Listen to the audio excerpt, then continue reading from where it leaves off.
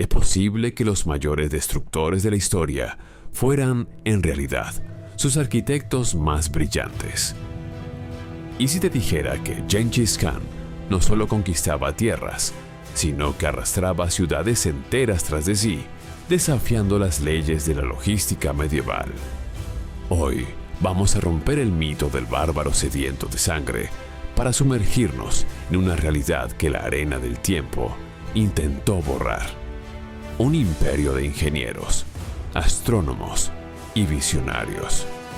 Desde palacios mecánicos que servían vino a través de árboles de plata hasta megaciudades con sistemas de calefacción central en pleno siglo XIII.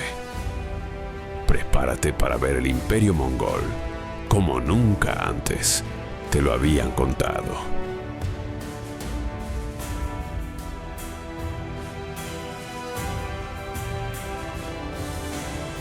El problema que tenemos con la historia es que suele ser escrita por los vencidos, cuando el miedo aún está fresco en su memoria. Durante siglos, la narrativa ha sido la misma. Una horda salvaje que solo dejaba cenizas a su paso.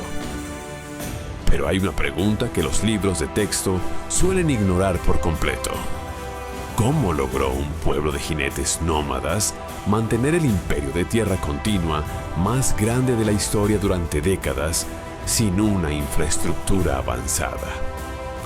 La respuesta no está en la fuerza bruta, sino en una sofisticación urbana que hoy finalmente podemos reconstruir en todo su esplendor.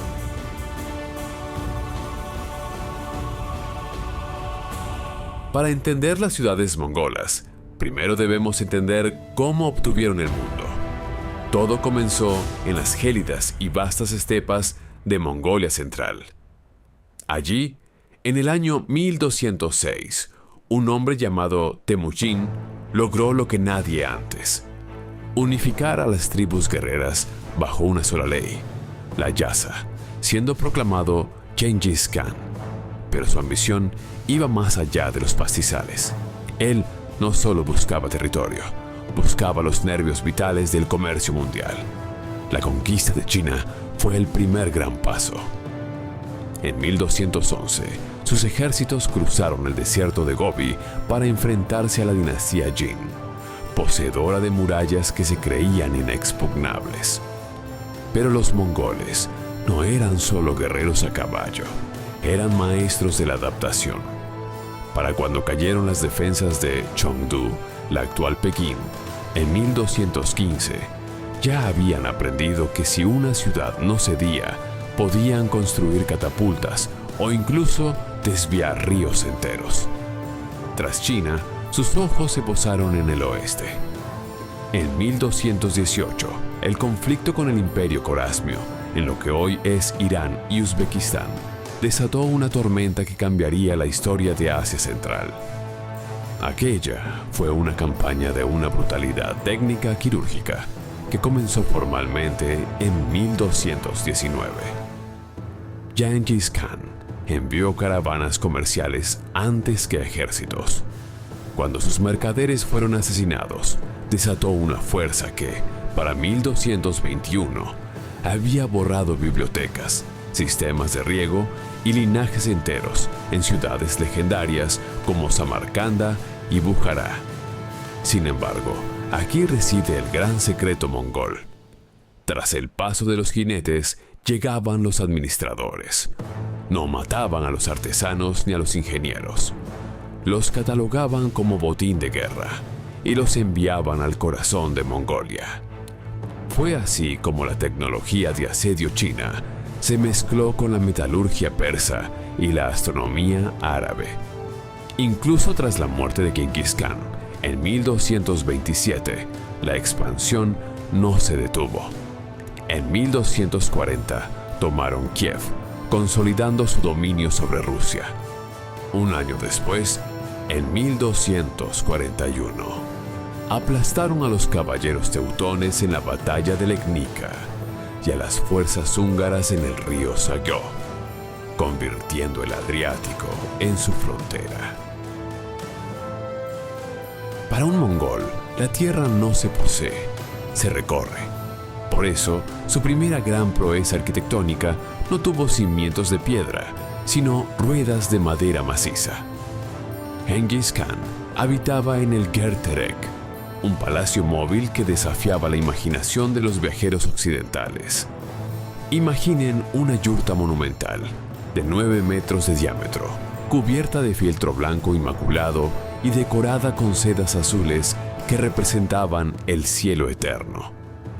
Esta estructura no se desmontaba. Se asentaba sobre una plataforma colosal arrastrada por 22 bueyes uncidos en una sola fila. El eje de este carruaje era tan ancho que las huellas que dejaba en la estepa parecían surcos de un gigante.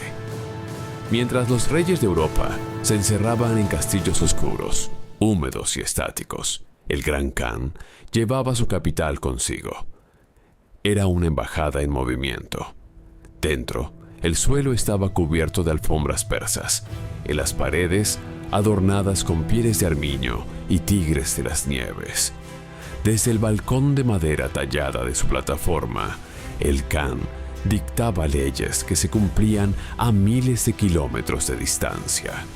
Era la máxima expresión de un poder que no necesitaba muros para sentirse seguro.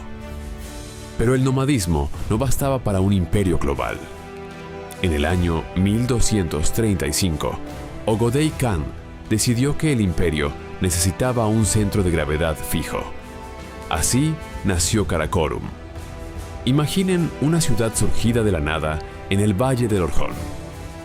No era una fortaleza sombría, sino una ciudad jardín, donde el mundo se daba cita. Las excavaciones y crónicas nos revelan un trazado urbano fascinante. No había murallas internas que separaran a las castas. En una misma calle, un monje budista caminaba junto a un obispo nestoriano, un imán persa y un chamán mongol. Karakorum era el mayor experimento multicultural de la Edad Media. Pero la verdadera joya de esta metrópolis era el Palacio de la Paz Eterna.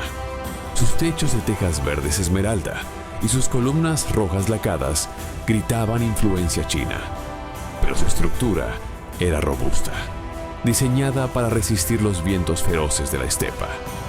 Y dentro de su patio se encontraba el árbol de plata de Guillaume Bouchier. Un árbol de plata maciza con ángeles en la copa y serpientes doradas enroscadas en el tronco. Mediante un sistema de tuberías ocultas, el árbol servía automáticamente vino, hidromiel, cerveza de arroz y leche de yegua fermentada. Era la demostración final. Los mongoles no solo dominaban la guerra, dominaban la maravilla. A medida que el imperio crecía, su centro se desplazó hacia el este. Kublai Khan fundó Jambalik, la actual Pekín. Aquí, la arquitectura mongola alcanzó una escala que Marco Polo, al verla en 1275, creyó estar soñando. Jambalik era una ciudad perfectamente geométrica, diseñada con una precisión astronómica. El Palacio Imperial de Kublai era el corazón de este diseño. Sus muros estaban recubiertos de oro y plata, y los salones eran tan vastos que 6.000 personas podían cenar bajo su techo. Los techos estaban pintados de colores brillantes que se veían desde kilómetros de distancia. Pero lo más impresionante era la eficiencia. Integraron los canales chinos con un sistema administrativo que no dejaba nada al azar. Fue en estas calles donde nació el papel moneda y donde se consolidó la Pax Mongolica, una era de seguridad tal que se decía que una virgen con una bandeja de oro podía cruzar el imperio de punta a punta sin ser molestada. Pero no podemos hablar de estas ciudades sin mencionar el tejido que las mantenía unidas. La legendaria Ruta de la Seda. Bajo el estandarte del Gran Khan, este camino se convirtió en la primera autopista de la información del mundo. Antes de ellos, era un trayecto fragmentado y peligroso. Los mongoles lo industrializaron, instauraron el yam, un sistema de postas y comunicaciones siglos más avanzado que cualquier cosa en Europa. Imaginen estaciones de descanso, situadas cada 40 kilómetros, donde siempre había caballos frescos y suministros. Gracias al yam, las noticias viajaban desde Mongolia hasta Rusia en pocos días. Era, literalmente, el Internet de la Edad Media. Fue bajo esta protección que el papel, la brújula y la pólvora llegaron a Occidente. Y para asegurar el orden, crearon la paisa, una placa de oro que funcionaba como el primer pasaporte diplomático global, otorgando autoridad absoluta a su portador. Sin este impulso, la globalización tal como la conocemos simplemente no habría nacido.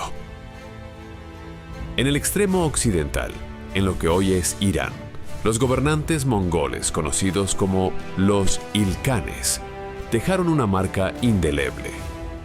La joya de este periodo es el Domo de Soltaniye, construido a principios del siglo XIV. Imaginen una cúpula octogonal gigante, cubierta de azulejos azul turquesa que reflejan el sol con una intensidad cegadora. Con sus 50 metros de altura, esta cúpula fue en su momento la estructura de ladrillo más grande del mundo. Los mongoles se enamoraron de la geometría persa y la llevaron al límite. El interior estaba decorado con caligrafía intrincada y azulejos que fusionaban la estética de la estepa con el misticismo local. Soltaniye era un faro de conocimiento, donde se daban cita los mejores médicos y matemáticos de la época, demostrando que el imperio mongol potenciaba las culturas que asimilaba hasta sus máximas consecuencias artísticas. Pero, ¿por qué hoy solo vemos arena y ruinas? La caída del imperio mongol es una de las lecciones más duras de la historia. El problema de conectar el mundo es que también conecta sus tragedias. El mismo sistema del yam, que permitía el flujo de ideas, se convirtió en la vía perfecta para la peste negra a mediados del siglo XIV. Las ciudades mongolas, centros de intercambio total, fueron las primeras en sufrir el impacto de la pandemia. La población se diezmó, las rutas comerciales se cortaron y las ciudades empezaron a decaer. El imperio se fragmentó y terminó asimilándose a las culturas locales. El árbol de plata fue fundido y las murallas de Karakorum desmanteladas. Pero su legado se volvió invisible. Nos dejaron la brújula, la pólvora y la idea de un Estado meritocrático. Nos demostraron que la verdadera civilización no reside en la inmovilidad de las piedras, sino en la capacidad de conectar fronteras. Los mongoles no solo conquistaron el mundo, lo obligaron a conocerse a sí mismo. Construyeron puentes entre Oriente y Occidente y levantaron ciudades que desafiaron la lógica de su tiempo. A menudo, la historia olvida las piedras para recordar la sangre. Pero hoy hemos visto que bajo el polvo de las estepas yacen las raíces de nuestra modernidad. Aquellos guerreros nos enseñaron que el verdadero poder no es solo tomar una ciudad, sino tener la visión para construir una donde nadie creía que fuera posible. Si esta inmersión en el pasado ha cambiado tu visión de la historia, suscríbete y activa la campana. Hay muchos más secretos enterrados bajo la arena, esperando ser revelados. Gracias por acompañarnos, y esto fue el Imperio Mongol, como nunca te lo contaron. Nos vemos en la próxima conquista.